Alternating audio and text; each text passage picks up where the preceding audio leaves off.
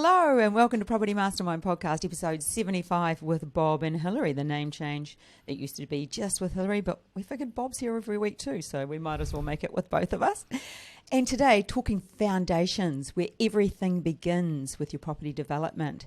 This is going to be a fabulous episode, and you're going to learn a lot about soil testing, and the reasons that it has to happen. So let's jump on into episode 75.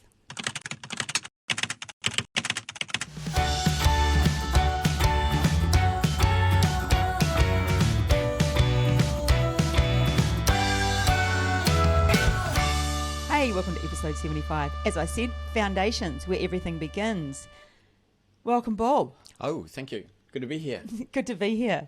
Talking about foundations. I know. This conversation started off at about 6 a.m. this morning in bed. I mean, how tragic are we? Yeah, well, we often come up with ideas when we're Just thinking. have our morning chat. We kick off the first meeting of the morning around 6 a.m. and that's where this one came from. Yeah, it did, yeah. Foundations, yeah. Well, it came from a chat I had with Chai a couple of days ago. Okay, yeah. And Chai said to me, we were having a chat about the programs we offer, and she said, I love the podcast. And she said, I'd like to know one. We started talking about something she would like to know, and that it evolved and became this. So she was the inspiration behind that. Oh, well, there you go. And Bob said, I don't know if we can make a topic out of that. And then I started asking more and more questions. And I thought, that's so interesting. So It's always got a few stories about everything, haven't we? Yeah, you've got so many great stories. Yeah, well, yes, and you too. I haven't really had time to congratulate you because you didn't get home till late last night from your Toastmasters. Yet another winning speech. Another winning speech. Another 20-minute speech. It was a influential motivational speech last night, and it was pretty good. I was quite amazed because I saw you build a PowerPoint during the week, and during the week I did it a couple of days before. Yeah, okay, a couple of days before, without any practice. And I said, "How long is this supposed to go for?" And they said, "Well, ideally 20 minutes." And I said, "Well, have you tested yourself?" And didn't. And then last night, how long did it take? 20 minutes and 20 seconds. 20 minutes and 20 seconds. Nailed it. Well done. Yeah, okay. Well, the thing is generally Toastmasters speeches are only 7 minutes because they take too long, but it's a level 5. So when you're doing your big ones, it was pretty exciting. Yeah. Anyway, this isn't about Toastmasters. No, it's not about Toastmasters. What the speech was about, and the reason I can do it with my eyes closed, is it's about what I talk about to people like you guys, to every one of my clients. Yep. I always speak on human behaviour and self-belief and achieving and stepping outside of your comfort zone and doing that thing that you want. And I even had in it, now working in property development. I mean, I've been a health coach because that was my journey. You start off where you want to learn. And so, I'd lost 100 kilos. I began... Lost 100 kilos? I'm sorry, I weighed 100 kilos. No. What were you going? I lost about 40 or 30-something. Tell me you were 150 kilos once or something. Oh, my goodness. No, I wasn't. But felt like it.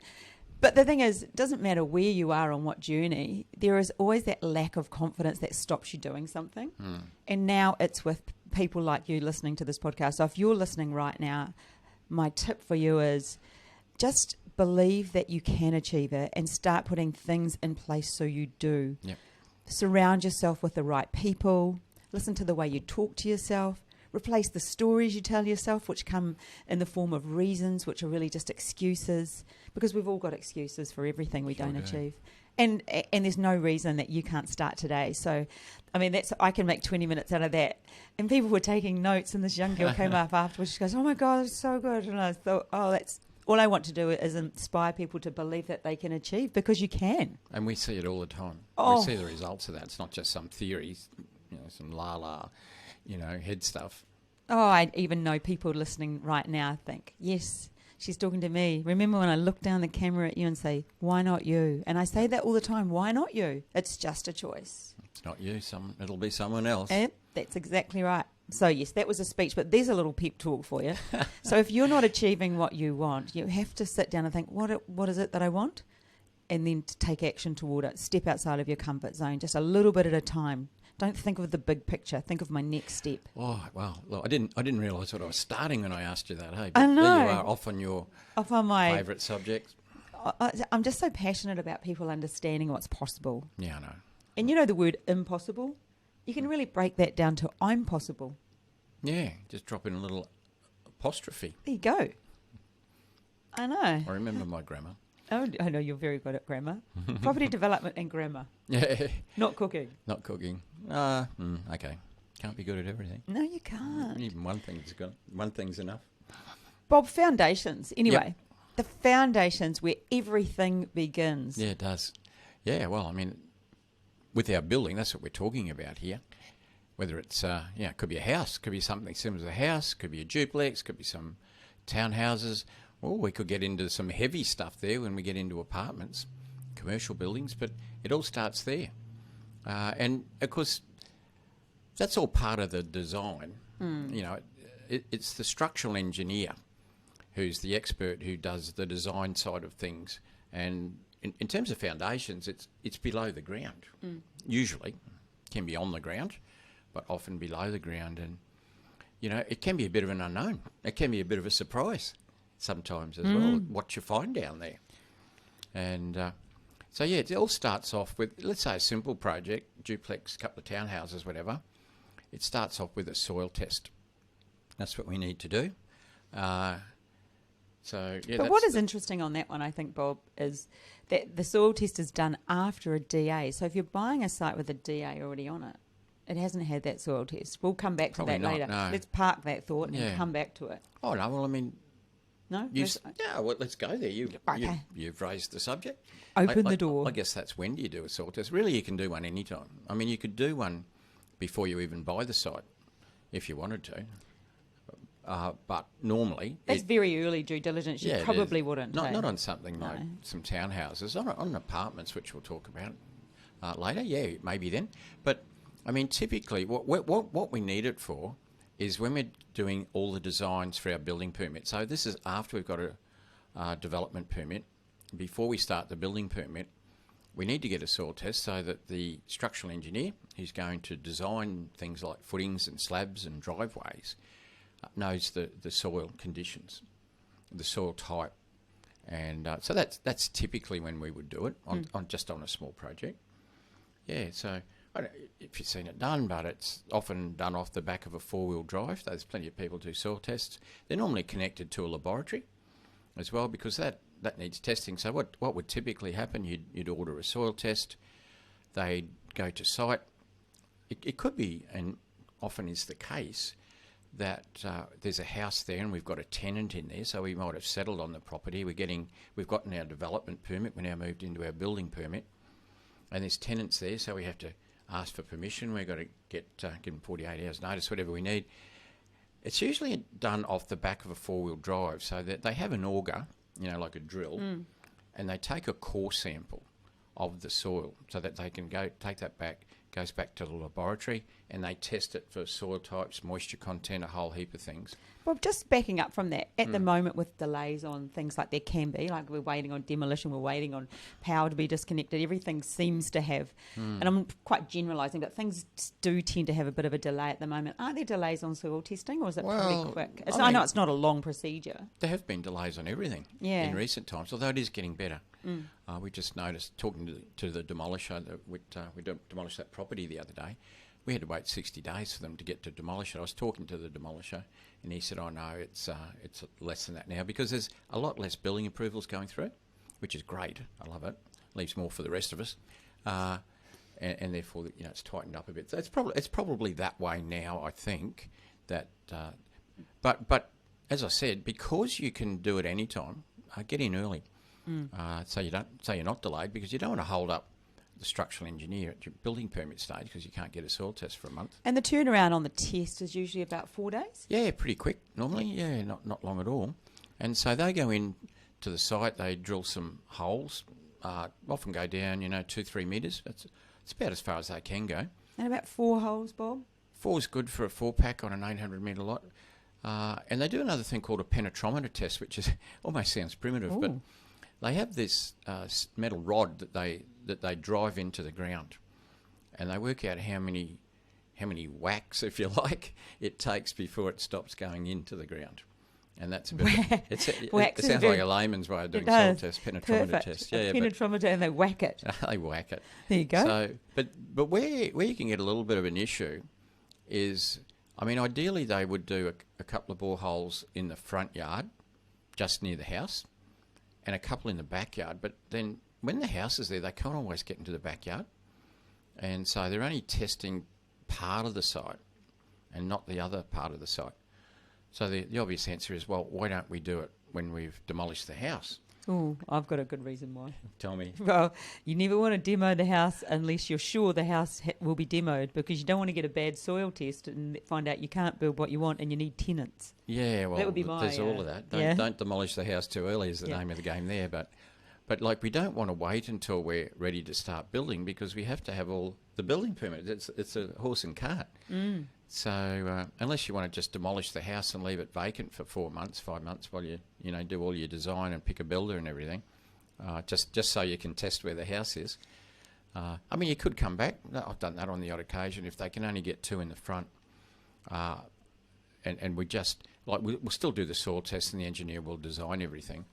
But might go back and just do a quick test. It's a pretty quick one, but normally not, unless I'm really concerned about issues there. But where are these laboratories you speak of? I don't know. I've never been to one, but are they like they're in a laboratory. Every city are they just soil testing laboratories? Yeah, they are. Yeah, and NATA accredited in ATA, and don't ask me what it means because I've forgotten. But anyway, yeah, they're accredited laboratories that analyse the soil, come up with soil types, moisture content, all that sort of thing, because soils vary a lot. Mm. And that has an impact on the design. Mm. I mean, you could be in a coastal area close to the beach. It's a lot of sand. Think of the Gold Coast, Sunshine Coast areas. Lots of sand. Well, sand's a pretty good foundation, really. It's pretty stable. It doesn't swell up when it's wet. But then you got clay. Oh, clay. That swells, hey? It does swell a lot when it's wet. And that can potentially cause cracking. So clay generally they'll build on above, not flat. Well, just different foundations, different depths. Without getting too technical on a slab, how deep and how wide and how many of things. Yes, would have a lot to do with the. It's something like what they call a highly reactive soil. There's highly reactive soils as well. So soils they sound like me. What are they about? Soils have got all sorts of classification. Highly reactive means that it, typically moves a lot and expands a lot. It reacts to conditions. It reacts to moisture. It reacts to dry. Some of these highly reactive soils, they swell when they're wet and they contract a lot when they're dry, and they crack open. And so when you've got a slab and footings and everything on that, it has to be designed to cope, and it can be. Bob, is that quite if we look at Australia as a ground, is there more of one type in one area and more of another type, or is it quite sort of varied everywhere you go? It can vary, but like I said, coastal. Like I lived on the Gold Coast for some years, many years ago, and a lot of it, in that first kilometre or so, was just sand. You know it was going to be sand. Mm. I've done a lot of projects in Brisbane, of course. Quite a lot of clay in Brisbane as well. And there's another thing called schist, and I think I did pronounce that correctly. Schist. It's a very crumbly, soft sort of rock, and I used to come across that a lot as well. It's soil types. I mean, sometimes you get a pretty good indication of what the soil type is because somebody's just developed next door. And if you know who that structural engineer is next door, you can ask them, what was the soil test like next door, But you can't guarantee that because there's also that sometimes you get those random rocks. What are they called? Oh, floaters. Floaters, floaters. Yeah, I've come across that, often in volcanic type soils. So this is where there's been volcanoes in the past. Even where we live, at the back of where we live, there's should we call them ex-volcanoes or volcanoes from a long time ago? But when you get that red soil, you often get that crumbly red soil in those volcanic areas. You often get floaters. And they're big round rocks that just randomly scattered through the soil. And you could easily do 4 boreholes on an 800 metre lot and miss them. But then when you go to dig the footings, if you're digging footings, you can pick them up. And look, it's not that big a deal, but the thing is, when you remove a rock, when you're digging, say, a trench footing, strip footing, and you hit a rock, and you have to dig the rock out, you're left with quite a large hole, and really all you can do is fill it with concrete. It's not hardly worth boxing it, and so you end up pouring more concrete.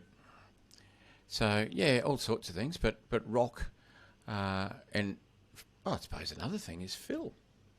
Not your friend Phil. No, not our mate Phil. You're talking to Phil today, actually, Bob. I am talking to Phil You today. are talking to Phil. Different Phil. Different Phil. This is, well, when they bring soil and materials in to fill low land. That can create some issues. What about, you did that 17 lot? It's 17 townhouses. Yeah, 17 townhouses. And what were the words you said to me? Oh, yeah. You said that's not the way God makes land, because No. it was a up platform down. That was the vacant land. Yeah. So there was a road, and probably 30 or 4 metres away from that was a creek, at a lower, it's probably 3 metres below the road. But when went from the edge of the creek, the land sort of came up on an angle and went absolutely billiard table flat all the way to the road. And I said, yeah, that's not the way God makes land. Yeah, that was obviously man-made land, that. And to me, I could tell straight away it was filled. It was too perfect. The thing with fill, though, that when something has been filled, you don't know it's been compacted properly. And there's quite a bit to compacting soil, isn't there? It's not just, they don't just roll over it with your average garden roller or get the old plate compactor out and compact it. Plate compactor. You've done it. You've laid plenty of pavers. I have 23 Renos, Bob. I've done my fair share of plate compacting. Yeah, you have. But for when we're talking large scale compacting, how often would you see that, or is it if you see some man-made? If you see some, what are the chances of it being done properly? Oh, probably low. Yeah, is it expensive? It can be. So with fill, you've got basically two types to keep it simple. You've got consolidated fill and unconsolidated. So unconsolidated fill is just where people have dumped soil. Let's say dumped soil there, and it could be any form of soil. And no compaction's ever been done. So it'll naturally settle, but not to a high compaction. If it was dumped in the last 5 years, it's probably quite loose. If it was dumped 40 years ago, it may have settled, but it still won't have a high compaction. And so if you're filling something properly and you intend building on it, you normally first of all, you've got to choose the right sort of fill. And that comes in all sorts of grades. Not topsoil generally doesn't. Topsoil doesn't act as a good filler. It's just for putting your veggies in. Yeah, you might use some form of gravel. They rate it on CB30, different types of gravel that compacts the different compaction. You often see that under roads. So you choose the correct fill, anyway, at least something that will compact. And then it has to be rolled in layers. It has to be tested, and that's filling properly. But this one you mentioned, the 17 townhouse side of it, I could tell straight away that it was fill and probably not consolidated. But I did dig deeper because it actually had a development permit on it. Right. And I knew that, but in a development permit you don't have to test the soil. It's not a condition that council needs to know the soil. But as I spoke to the agent further, I realised that the person I bought it off, it was a development company, had gone further, and they'd actually done soil tests, and as a result, the engineer had done some of the preliminary foundation design. So, and sure enough, it was fill, and not particularly consolidated. So, yeah, and what it meant is that the strip footings that the slab sits on, they had to have piers, like holes bored underneath them with reinforcing in them, and it had to go down to natural ground. And natural ground was between about 900 mil and 1800 mil below the surface level. So in other words, the fill was between 900 and 1800 deep.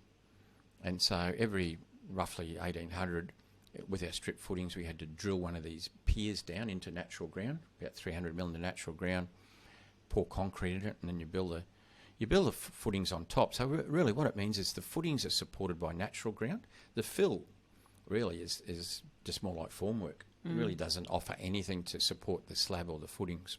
Bob, just something you said there, which I think it's off topic but interesting for developers, whether you're brand new or how far you are on your journey. You mentioned you were talking to, who was the person you were talking to that had told you that the person who got the development approval had already done a bit of work on Yeah. it. Who was that person? So I bought that through an agent. Right. An agent bought me the site, and at first he just said, "Oh, it's got a development permit." So I went out and had a look at the site, and had a walk over and worked out it was Phil. And then I said, "Well, can you send me everything you got on the development permit?"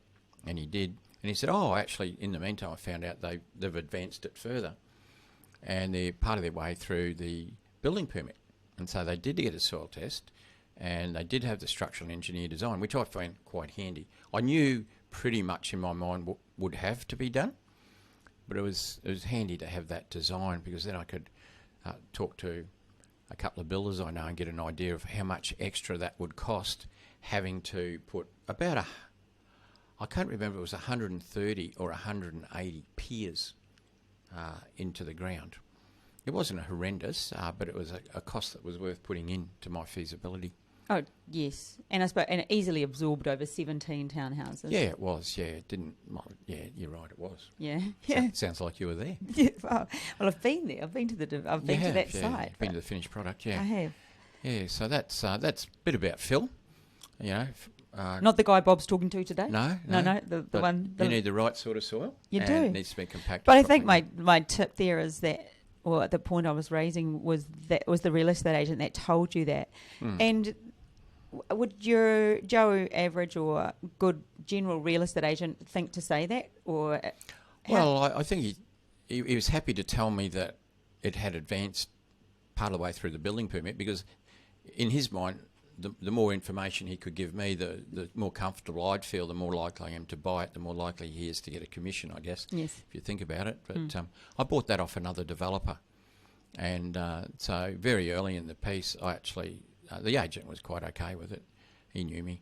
I sat down with that developer who had the site, and we went through a lot of stuff together because I had to negotiate it. They wanted too much for it, and I had to find reasons to pull the price down, which I did. Well done. Well done, Bob. Thank you. But then I suppose that what you're saying there, you had to find reasons, and the real reasons, logical reasons, to make the deal work. Yeah, exactly, yeah. Cool.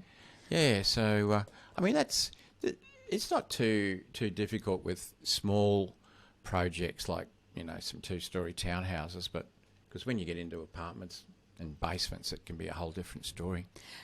Interesting. You said at the start that to get a development approval or development certificate, wherever you are, to get that, you don't actually have to do a soil test. So if you're buying a site that perhaps is larger and has underground car parking, could be quite scary, really. I'd make that, and I have made that part of my due diligence. Okay. So if I was going to do a bigger project where I wanted to do a basement, I would get the soil tested as part of my due diligence.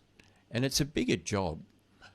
When you're getting a soil test done on something like townhouses, you know, they just test about 2.5 metres down, which is way more than your foundations, and pretty easily done off the back of a four-wheel drive with an auger. When you're talking about basements, you're talking about boreholes that are 5-6 metres deep. You've got to bring big machinery in for that. You have to bring a much bigger machine in than a four-wheel drive. And, you know, there's machines that do that. It's really what you'd more call geotechnical testing than you would a soil test. And they have to do, obviously, more holes, deeper holes with this big machine, which can be a problem if you've got houses there, but often worth it. Because they go to the same lab, same place test? Well, for a geo test?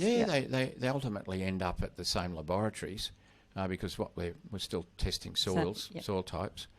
But because you're digging deeper, potentially you can strike more problems, and that's the issue there. I remember you pointing out we used to live quite central in Brisbane, right in the city there, and there were a few apartments going up, buildings around us, and they were going so deep. And I remember you saying there could be problems there because we were so close to the river, because we're quite central in the city. So, and it's generally affected quite a lot by if you're near water, isn't it? Yeah, it is. If you're going underground. Yeah, well, I mean, it sounds obvious, but it really is. And I'm sure it's happened around Sydney Harbour with some of the big commercial buildings and residential buildings near the harbour, and certainly in Brisbane, where I've done a lot of projects near the river. I mean, we lived on the river ourselves. We saw new buildings going up. Water water penetration can be a huge problem, and it can be solved. I mean, you can just about solve any issue with engineering, but it's costly, that's all. It can be very costly. And I know, I can remember some of the big buildings being built in Brisbane where the basements go down 9 levels.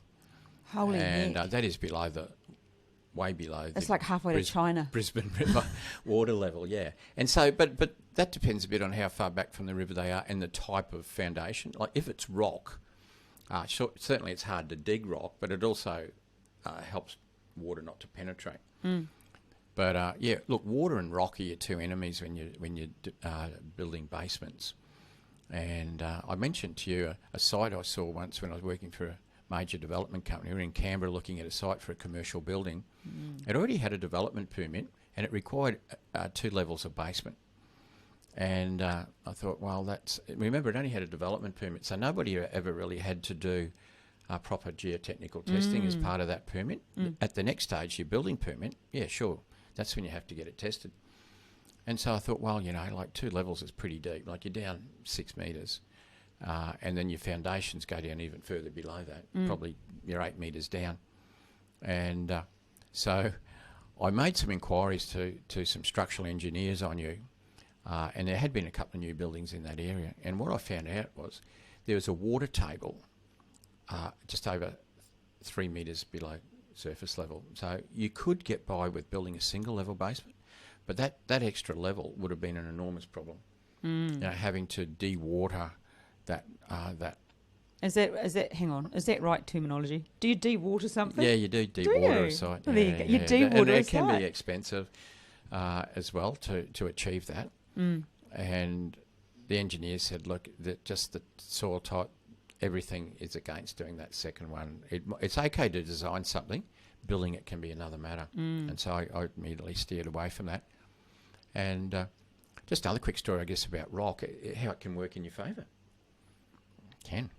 Tell us. I don't know the story. Oh, well, here's a new one for you. Tell me a new one. I've got a few stories, of course. You do? So this is a project we did probably 8 years ago, and it was 4 levels of apartments with a semi-basement underneath. What I mean by semi-basement, the land sloped downwards from the road. So at the road, we dug down 3 metres, but at the back of the block, because it sloped down, we hardly had much of a dig at all. So sort of like digging half a basement, if you like. And we did the normal geotechnical test. It came up. There was just some very loose, that schist sort of rock that I talked about before, which is fine. Soft stuff. Easy to break up. Just a normal excavator will break that up easy. You don't need rock breakers or anything.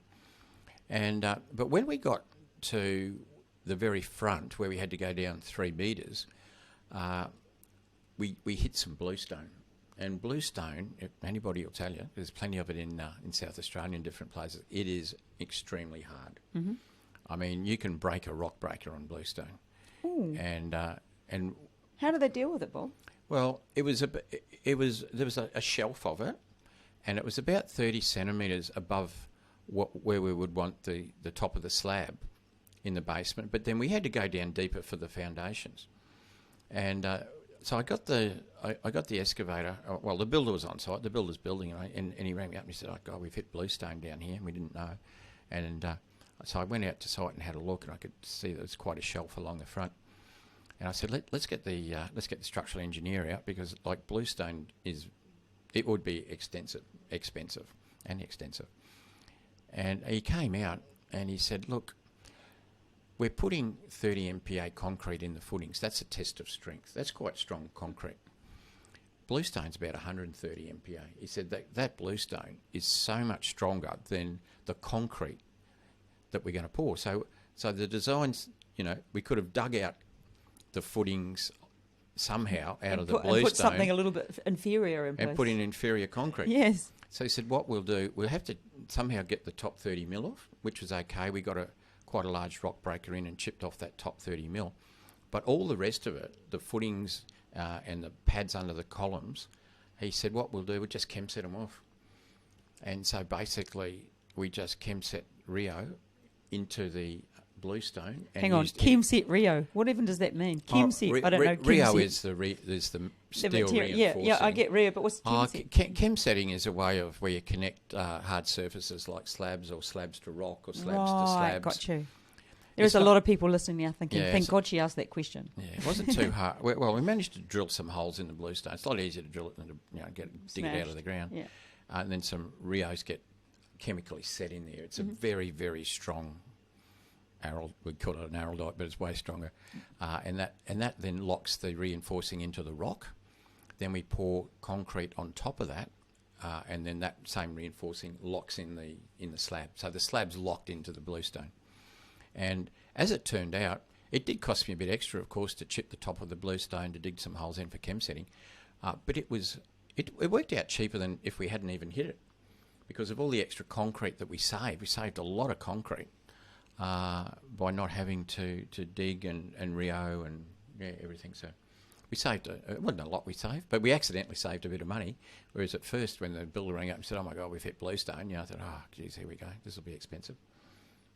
So good. So it's not always the evil we think. No. So we're going to wind this up, Bob. But I suppose for more people on their first couple of developments, or even haven't done too many, what would be a takeaway on foundations or on soil testing? What would be your best tip on that? Oh, look, if it's just like houses or small townhouses, the foundations aren't deep. In fact, these days, some builders use waffle pods, which are actually where the slab's built on ground, and you're not really penetrating the ground much at all.